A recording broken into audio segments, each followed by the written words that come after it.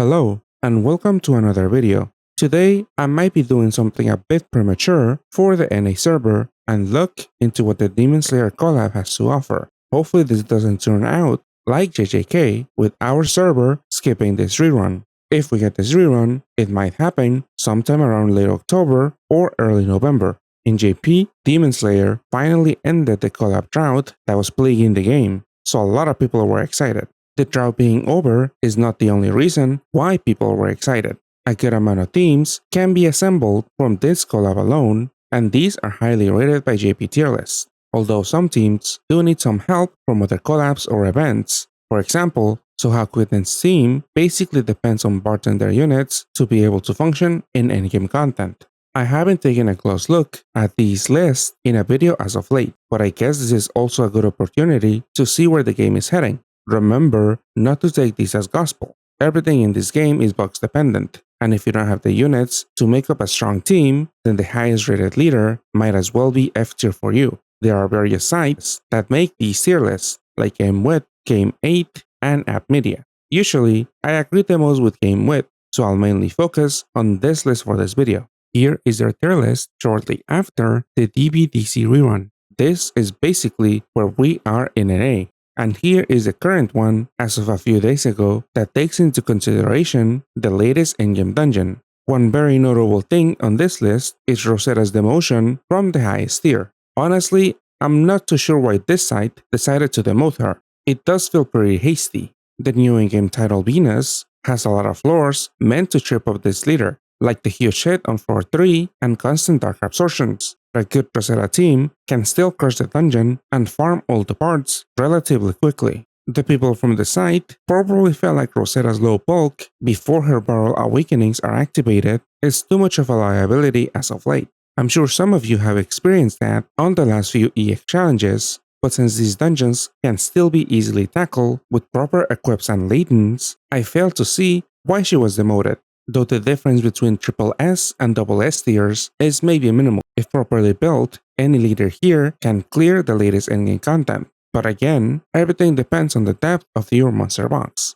Anyway, another notable thing on this latest tier list are all of the Demon Slayer units. Some teams are fairly easy to assemble, especially if you have rolled in previous DS runs, due to a fair amount of units here being exchangeable. I'll give a brief overview of each leader on this list, and maybe this will help you decide where you will use up your resources in the near future. I'll also be noting whether or not you'll be able to get some leaders in the upcoming months, as some of the units here, like Conan and Bryce Safira, are impossible to get if you miss the collabs or events. Before I start with the tier list, here is a quick rundown of what a team is generally expected to include in the current endgame meta. Consistent orb generation, damage cap breaks to quickly deal with enemies, counters to attribute absorption, damage absorption, and void damage shields, a cleric to counter awoken binds, regular binds, and unmatchable debuffs, a looping shield to add more bulk, an HP buff to also add more bulk or to counter HP debuffs, a board size fixer, and an attack, recovery, and move time rebuffer. You don't always need to include all of these roles depending on the team comp, but these roles are almost always present in top tier teams. The leader should also provide enough follow-up attack damage to deal with problematic super assaults. The FUA number varies from dungeon to dungeon, but 18 million damage in total should be more than enough for all endgame content right now. Another important unit to have is someone to help recover from assist removals. This is done via a latent that only units with L awakenings can get. Teams can be further optimized with various latents or equips, for example, to meet certain HP thresholds or to deal with negative or skyfall. I'll be showing a team for each leader, but I won't be including equips or other latents as this can greatly vary depending on the dungeon.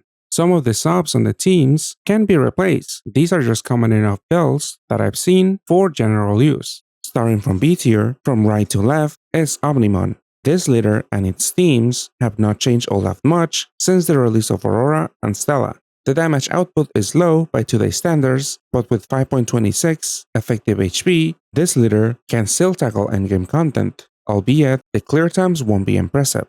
Omnimon will get some sort of support with Pat Island Cotton, though honestly will not affect Omnimon's ranking. Themis and Sakamata, aka F91, have more constant damage output but 10 billion cap breaks are lagging behind in the current meta. Also, Themis teams are easily disrupted since this is a haste team. Therefore, if a dungeon has a significant number of skill delay debuffs, her teams might not have the easiest time if they have to devote a lot of latent slots to skill delay resist.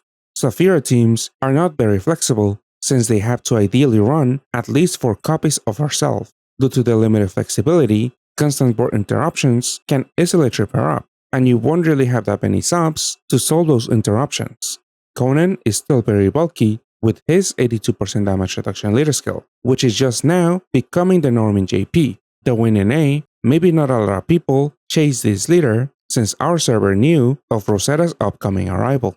Butler Albrecht recently got support from the bartender's Rerun, and his high recovery boost and mostly damage reduction leader skill lets him easily recover in most endgame content. Though with his orb gen and matching style, combo shields could be a bit of a problem. One other problem is finding good cap breakers for wood PvP teams, but again, some bartender units like Bucky or Alex can help in that regard.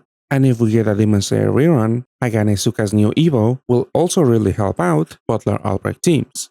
Zenitsu and Inosuke are a new and exchangeable Demon Slayer unit, though this unit's leader skill requires too much effort as you'll need to match a TPA and a hard throw. It shouldn't be difficult with their 15-second fixed move time, but this leader might not have the best time healing, especially in super altitude dungeons. Going after a hard throw match will mean not matching at least 2 heal TPAs, which in super altitude dungeons might mean life or death.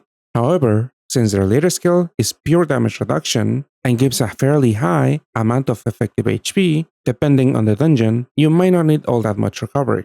Daki get a decent buff with the new Demon Slayer rerun that allows you to get a looping 50% shield with 2 copies of her. Along with the shield, Daki will also give a looping cap break for 13 billion for Devil type. Though unfortunately, her leader skill only provides 5 effective HP, and her orb gen is a bit too random. Plus, she still has to depend on some other unit for orb gen every other turn. Bartender Graces is still one of the best units for that role, but her orb gen is also a bit unreliable. This bartender unit can be obtained right now on the Bartender 1 RAM in NA, though I would highly discourage you from chasing her. Now onto the A tier. Maid Nell made it to the list soon after her, and Maid Milk's last buff in JP when Pat Cafe had a rerun. The buffs made the team bulkier and their leader skills became easier to activate, though the problem is that their orb gen remains unreliable as you won't be able to guarantee a BDP match without some other orb generator in the team like Butler Lucifer. Solomon and Raven and Lajoa make up basically the same dark BDP team, though one big issue with this team is its price. Raven and Lajoa is the DBDC batch unit, and you'll need to get 3 copies to make up an orb gen system. 1 copy of Solomon can be exchanged for if you have the 25 fodder needed, else you will have to roll him in a Super Catfest. Mine and Lichia are REM-only units in DBDC, and that machine is very unimpressive. So if you're liking the fodder for the Solomon exchange and the Raven and Lajoa duo, then get ready to roll a lot in that 10 Magic Stone REM. Muichiro teams are hard to assemble since you'll need 3 of this BGM unit to make up an orb generation and cap break system. This water and wood BDP team might not even need to match those boxes depending on the dungeon, since Muichiro's damage output with hard L's or Rose can be enough to make him triple cap. Though Muichiro teams will for sure suffer in super altitude dungeons due to the lack of an RCB boost in his leader skill. If you manage to play a Muichiro team last time around when he was introduced, you'll remember that he is unable to generate any heals on small boards, and that issue is still present. Therefore, when assembling your Muichiro team, you will have to take that into consideration. Muichiro teams and water teams in general in NA will not have access to the third sub anytime soon. Metis is a JP exclusive unit at the moment. Like other Gonho Tour units, we might get this unit in a Super Catfest sometime in the future. Though for reference, it took about a year for the Dragon Knight trio to be obtainable outside of in-person events. Akaza teams won't be up to par with other Rainbow leaders, but his teams can be easily assembled if you roll enough in Demon Slayer. Akaza got a new Evo, and this is often paired with the transforming base, though together this pairing only gives 5 bonus combos, which is something but lags behind the 8 bonus combos you could get from a made ideal and made lateral team. Another issue is the fact that transforming Akasa brings no skill boost to the table, so transforming on turn 1 might be a little bit difficult, or the teams might need to trade off bulk and other utilities in favor of equips with multiple skill boosts. Obanai is a new dark combo leader from Demon Slayer, but he's overshadowed by someone like Rosetta. Initially, people were excited about pairing these two units together to better deal with low recovery in dungeons due to Obanai's leader skill boost, though after being implemented, I don't think a lot of people have actually paired these two together, and instead Obanai usually leads other dark combo teams or is paired with a new Demon Slayer BGM unit.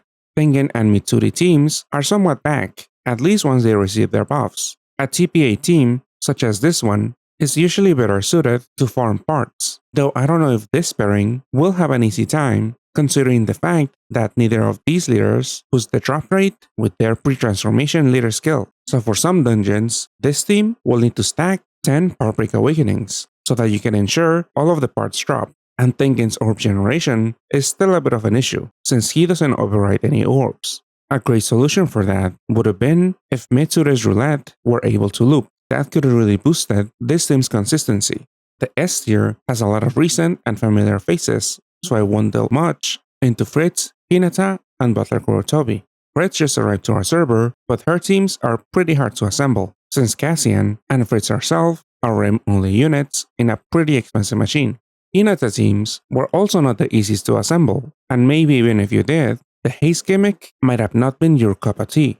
Butler Kuro teams are fairly easy to play, but for most, maybe he was the consolation prize for those who were actually chasing Made Ideal. Or if you were actually chasing Butler Kurotobi and were not as lucky, you'll have another chance fairly soon. Hakurei is yet another rainbow leader, but this farmable pseudo GFE might actually do a decent job performing Power Break. All of the other rainbow leaders in the tier list lack the Power Break Awakenings or a leader skill that boosts power drop rates, so Hakurei is a bit unique in that sense. However, it seems that Hakurei and rainbow teams in general are not everyone's first choice when it comes to farming parts.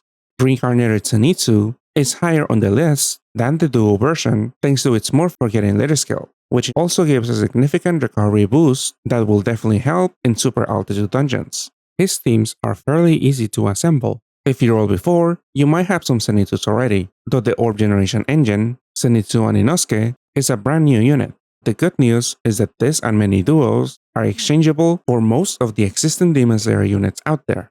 Saname teams, on the other hand, are mainly composed of new Demon Slayer units.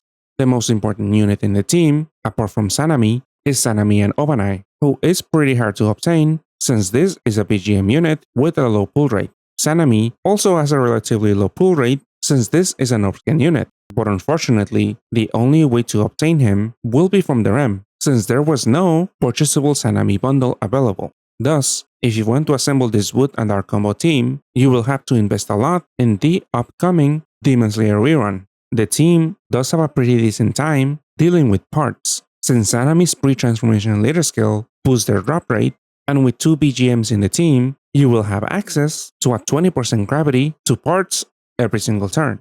Tohakuten is first up from the SS tier. His team is very similar to the Made Ideal and Bartender Alexander team variant, but his leader skill will restrict your subs to double type instead of light attribute. This makes team building a bit harder since units like Alexander and Made Lateral are not double types, but you could always use equips that add double type. With Tohakuten in the mix, you'll have a higher damage output and coverage against damage absorption and void damage shields since his active skill gives these buffs for 2 turns on a 3-turn cooldown. Kravis was recently introduced to NA with the latest DBDC rerun. This is a strong wood and fire CPA leader who excels at farming parts, but her optimal teams are a bit harder to assemble. For example, this team has 5 bundle units and 1 REM-only unit. Basically, the only hurdle for this team is how many stones you have or how much you're willing to spend for this leader. The Menuet and Shaolin team will also cost you a lot of resources. The main engine for the team is 3 copies of Pat Island Claudia, who is an MP unit and who you basically need 3 copies of to loop various effects. Menuet and Shaolin is also exchangeable, so for this team, if you have a lot of MP and Pat Island fodder, you might have an easy time assembling this water combo team. Tanjiro and Nezuko is the batch unit for the Demon Slayer collab. They make up a very accessible team, as all but one of the units shown here can be exchanged for. If you roll a lot in previous runs, you might have enough fodder to fully exchange for the team as soon as the collab drops. This Fire BDP leader is fairly easy to play, as their leader skill is a little bit more forgiving than newer leaders since it doesn't require you to activate a specific awakening. Then, as I mentioned, Rosetta's downgrade is a bit of a surprise. She can crush everything in the game, but she does struggle early on in dungeons since most of the bulk in her teams comes from barrel awakenings. One other downside is that Rosetta has to transform twice, which is tedious, especially if you don't have premium equips. Made Ideal, on the other hand, has all of her bulk right away, so she can perform better than Rosetta, especially in shorter dungeons like EX challenges. In addition, Made Ideal's leader skill gives an insane recovery boost, meaning that you'll have an easy time healing even with large recovery debuffs or a lot of thorns on the board. Her having a T awakening obviously helps against thorn damage, but even without those T awakenings, Made Ideal would not have a problem healing to more than full HP, though most people are probably not that attracted to the Rainbow playstyle. And if you care about farming parts, then Made Ideal wouldn't be your first option as a leader, as this Bath Cafe unit really struggles stacking Part Break awakenings. And the latest addition to the highest tier on this list is Doma from the Demon Slayer collab. This leader is really easy to activate. All you need to basically do is match a cross and some other combo to deal insane amounts of damage. Usually a lot of teams that deal with mass attacks don't have an easy time farming parts, but due to Doma's insane damage output, farming parts is relatively easy. Doma and other cross units will have access to a new Leighton that can deal extra follow-up damage to parts, though usually you don't even need this in a Doma team, which can also have access to the Muichiro and Mitsuri duo unit that has a parts gravity active skill on a relatively low cooldown. This team doesn't have a lot of weaknesses, but Gung-Ho could always try to mess with them. On transformation, Doma gives you a long-lasting auto-heal effect, which you do kind of need to fully heal every turn. So if an enemy voids that buff, Doma might not be able to tank some hits. His active skill does give a more significant auto-heal effect, but this is dependent on you having a Water Skyfall. If both the transformation, auto-heal effect, and the Water Skyfall get voided, then Doma teams would be out of luck. Usually you pair two Domas together, and with the setup, you might not have the highest raw HP stat. So if Gung-Ho ever decides to bring back hits after undead animations, then you might need to find a different pairing like the Giyu and Tanjiro duo unit, who will actually give you a raw HP boost. Or you could also pair him with Muichiro and Mitsuri, though both of these asymmetrical leaders will further restrict your team to a certain attribute or monster type. Other pure damage reduction leaders, such as Rosetta, haven't had much trouble in in-game content, but maybe that will soon change if Gung-Ho wants to mess with Doma, who is now considered basically the best leader, both in general and specifically for parts farming. His teams are a little harder to assemble than other teams from the Demon Slayer collab, since Doma himself is a REM-only unit. This is how the meta will shift in the next couple of months, at least according to this one tier list. And again, you can't take any tier list as gospel, but these can give you a general idea of how impactful a collab will be. So maybe the big takeaway from this video is that you should maybe consider saving up your stones for the Demon Slayer rerun. Though sometimes the meta shifts very quickly, and by the time we get this in NA, maybe a lot of units on this list will completely fall off. Also remember that these tier lists are usually heavily influenced by the latest endgame title in JP. So if you're someone that doesn't care too much about tackling that content ASAP, then maybe this list is not of much concern to you. It is common for new REMs to have at least a leader or two make it to tier list, but as it stands, 11 out of the 28 top leaders in JP are from the Demon Slayer collab alone. Obviously the big question now is whether this rerun will come to NA. I think there's a very good chance, since this is a massively popular IP and Gung-Ho would be very dumb to not make it happen for us. Though if you've already invested a lot in a Rosetta and or Made Ideal team, you'll be more than fine to tackle basically every endgame dungeon, at least for the next 2 months. But for those without any of these non-Demon Slayer leaders, only a handful can be obtained now or will return in the near future. DBDC is ongoing at the moment in NA, and from here you can obtain Graves and Raven and Lajoa. However, for most Raven and Lajoa builds, you will want to get a hold of Solomon, who will be released very soon. Then later this month, you'll be able to get Minuet and Shaolin from Pat Island. Pat Cafe is also slated to return very soon, maybe early next month, and here you'll have another chance to complete your Maid Ideal or Butler Kuro teams. Then whenever we get the Venus title, we'll get access to Hakurei, who is both farmable and can be obtained via Super Godfest. Though to really shine, Hakurei will actually want some Demon Slayer units, like Akasa's new Evo. The Gonho collab will soon start in JP, and we'll see if any leaders here will make it to the tier list. From what I've seen, some of the new units synergize with Demon Slayer, so if we miss the rerun, a lot of units here might not be all that useful in an A. Later on the 23rd, Gonho will have yet another stream where they will share bad news, and there's a good chance that they'll announce another collab, or at the very least, another in-house RAM. I'm not sure if that announcement will be as impactful to the meta as Demon Slayer, but time will tell. Let me know what you hope to see announced. I'm thinking maybe Chainsaw Man has a decent chance of happening, since a movie is slated to be released very soon. Last time around, this wasn't a full collab, and only a few units were released in a Super Godfest, but maybe Gonho could now release a full Chainsaw Man collab. And that's it for the video. Please remember to like and subscribe. Thank you guys for watching, and a special thanks go out to Ann Awkward Panda, Bad Brostek, Breastfeeding Obama, Dark Silencers, Dingo Dante, Eddie Aryan, and Wave for supporting the channel. I really appreciate it. Alright, I'll see you guys next time. Goodbye.